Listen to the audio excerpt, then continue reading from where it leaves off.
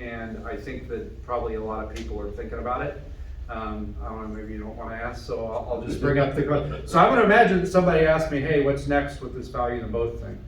Because, I mean, that's the elephant in the room, right? I mean, a lot of us were out knocking on doors for that thing, and, you know, trying to get it passed, and, you know, we're disappointed in the result. I take heart from a couple things.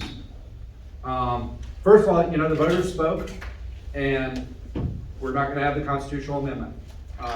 They listened to both sides of the argument, and they believe the abortion industry's advertising over what, you know, what churches and other organizations were saying, Kansas. The amendment itself, I mean, you know, success has 1,000 fathers and failure's an orphan, right? So I'm going to pile on because everybody else does and everybody's probably thinking about it. The amendment was overcomplicated for what we were trying to do.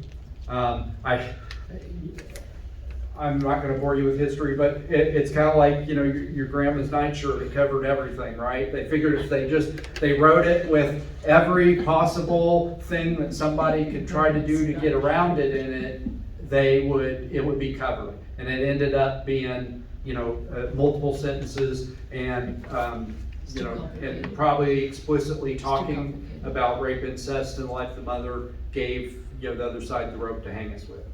And so that, if we ever attack it again, I would say it needs to be simpler.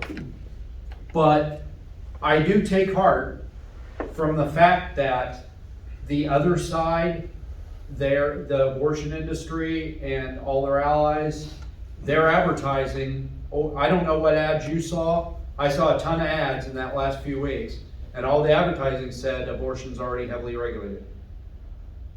So nobody who voted no, well, I'm sure a few people who voted no, but the majority of people who voted no, based on those ads, voted on keeping abortion heavily regulated. Because that's what the ads said. The ads didn't say there should be an unlimited right to an abortion, vote no on the value of the both amendment, because if they had advertised that way, it would have failed, because that's not where Kansans are. People believe the ads that said that abortion is already heavily regulated. And so I hope it doesn't happen. I pray I'm wrong. But in my heart of hearts, I know I'm right, and that's why I was out knocking doors with a lot of you. This is going to, as soon as the November elections are over, we are going to see play out all the things that we were concerned about. We're going to see one by one the abortion regulations get struck down. And they're going to take them to court, and then we're going to appeal to the Supreme Court. The Supreme Court's not going to do anything about it. And one by one, all the abortion regulations are going to get knocked down. And like I said during the campaign, the Guttmacher Institute, which is the abortion industry's own think tank, thinks that abortion is going to go up by 10 times in the state of Kansas after this amendment failed. And I pray that that doesn't happen, but I don't see why it wouldn't happen. Because once you can strike down the regulations and you could, you know, all the other states around us have more restrictive abortion laws, people are going to come here. They were already starting to come here for abortions before the value of both amendment failed.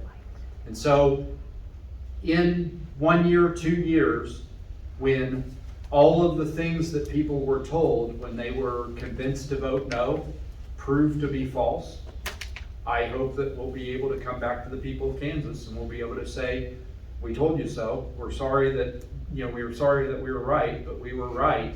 We need to do something to rein in the abortion industry, to regulate the abortion industry, because there really is nothing to regulate them now but their desire to win elections in November by running on we're all abortion extremists.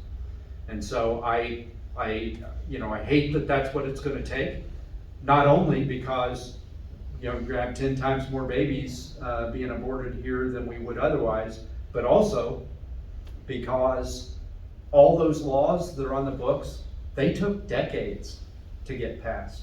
I mean, you're talking about 20, 25 years of grassroots fighting, campaigning, getting people elected to get those abortion regulations in place.